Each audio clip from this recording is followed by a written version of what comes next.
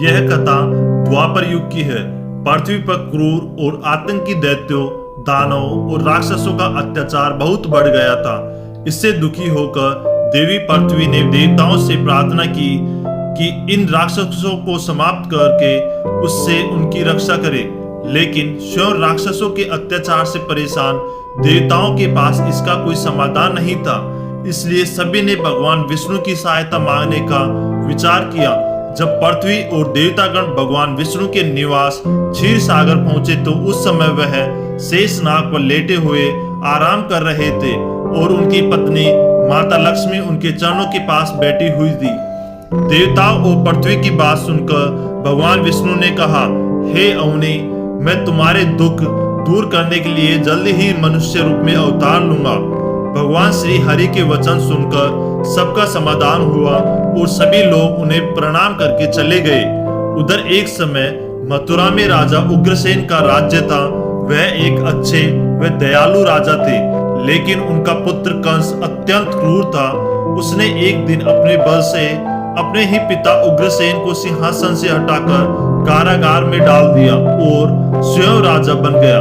कंस का एक मित्र था, राजा वसुदेव।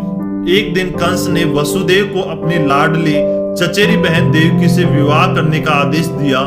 वसुदेव की पहले से ही रोहिणी नामक पत्नी थी। कंस ने वसुदेव और देवकी का विवाह बड़ी धूमधाम से कराया।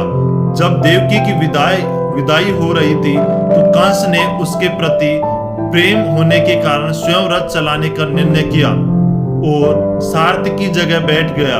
लेकिन तभी बहुत जोर से आकाशवाणी हुई, हे कंस, देख, जिस बहन को तू इतना प्रेम करता है उसी की 8वीं संतान भविष्य में तेरा वध करेगी। यह सुनते ही कंस क्रोध से लाल हो गया और उसने सैनिकों से कहकर देवकी और वसुदेव को कारागार में डलवा दिया। दोनों को इस तरह बंदी बनाने के बाद कंस ने सोचा कि भले ही आकाशवाणी 8वें पुत्र के लिए है, लेकिन मैं उनके जन्म लेने वाली हर संतान को मार दूंगा, जिससे कोई गलती होने की संभावना ही न रहे। इसके बाद जब भी देवकी गर्भवती होती तो कंस सैनिकों को पहरा और भी कड़ा करने का आदेश देता और जैसे ही वसुदेव देवकी की संतान का जन्म होता तो कंस आकर उस बच्चे को कारागार की ही दीवार पर पटक कर मार देता। इस तरह कंस ने उनके 6 पुत्रों की हत्या कर दी। इसके बाद जब देवकी 7वीं बार गर्भवती हुई तो भगवान विष्णु की योजना के अनुसार यह संतान शेषनाग का रूप होने वाली थी। देवकी और वसुदेव से मिलने वासुदेव की पहली पत्नी रोहिणी कारागार में आती रहती थी। देवताओं ने चमत्कारिक रूप से देवकी के गर्भ को रोहिणी के गर्भ में पहुंचा दिया। इसी तरह रोहिणी ने श्री कृष्ण के बड़े भाई बलराम को जन्म दिया। इसके बाद देवकी 8वीं बार गर्भवती हुई। यह भगवान विष्णु के 8वें अवतार की शुरुआत थी। भाद्रपद मास के कृष्ण पक्ष की अष्टमी तिथि को रोहिणी नक्षत्र में मध्य रात्रि को देवकी की 8वीं संतान यानी श्री कृष्ण का कारागार में जन्म हुआ। उनके जन्म लेते ही वहां पहरा दे रहे सारे सैनिक गहरी नींद में चले गए। कारागार के सभी दरवाजे अपने आप खुल गए और देवकी और वसुदेव के हाथ पैरों में पड़ी बेड़ियां भी खुल गई। वे दोनों कुछ समझते उससे पहले ही आकाशवाणी हुई कि इस पुत्र को यमुना नदी के पार गोकुल में बाबा नंद के घर पहुंचा दो। बाहर तूफानी वर्षा हो रही थी। वसुदेव ने एक टोकरी में बालक कृष्ण को रखा और अपने सिर पर टोकरी लेकर यमुना नदी पार करने लगे। बारिश के कारण यमुना के पानी में वसुदेव पूरी तरह से डूबकर चल रहे थे। बस कुछ इतना चमत्कारिक था कि वह वैसा ही करते जा रहे थे जैसा आकाशवाणी हुई थी। कहते हैं बालक कृष्ण को बारिश में भीगने से बचाने के लिए शेषनाग स्वयं आकर उनकी रक्षा कर रहे थे। जब यमुना का पानी टोकरी में हाथ पैर चला रहे चंचल बालक कृष्ण के पैरों को छुआ तो तुरंत ही पानी का स्तर एकदम नीचे चला गया, मानो यमुना श्री हरि के अवतार रूप के चरण स्पर्श करने आई थी। जब आधी रात को वसुदेव ने गोकुल में बाबा नंद का दरवाजा खटखटाया तो वे आश्चर्यचकित रह गए, क्योंकि कुछ ही समय पहले नंद की पत्नी यशोदा ने भी एक पुत्री को जन्म दिया था और वह थक कर सोई हुई थी।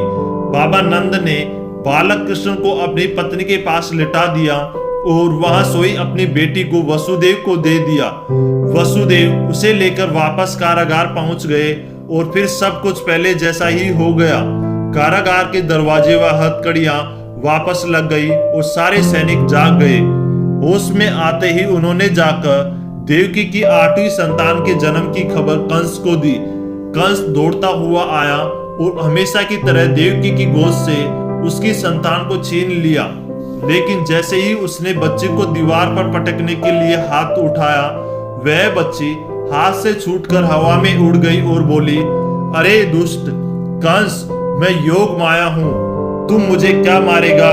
जो तुझे मारने वाला है उसने गोकुल में अवतार ले लिया है।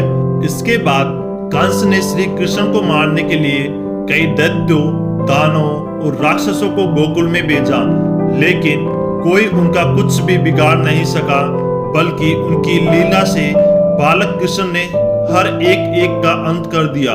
अंततः 16 वर्ष की आयु में उन्होंने मथुरा जाकर अपने भाई बलराम के साथ कंस का संहार किया। वह अपने माता पिता को कारागार से बाहर निकाला और प्रजा को आतंक से मुक्ति दिलाई। प्लीज हमारे चैनल को जरूर सब्सक्राइब कर देना। प्लीज जरूर सब्सक्राइब कर देना। आपके एक सब्सक्राइब से हमें बहुत मोटिवेशन मिलता है, इसलिए प्लीज हमारे चैनल को जरूर सब्सक्राइब कर देना।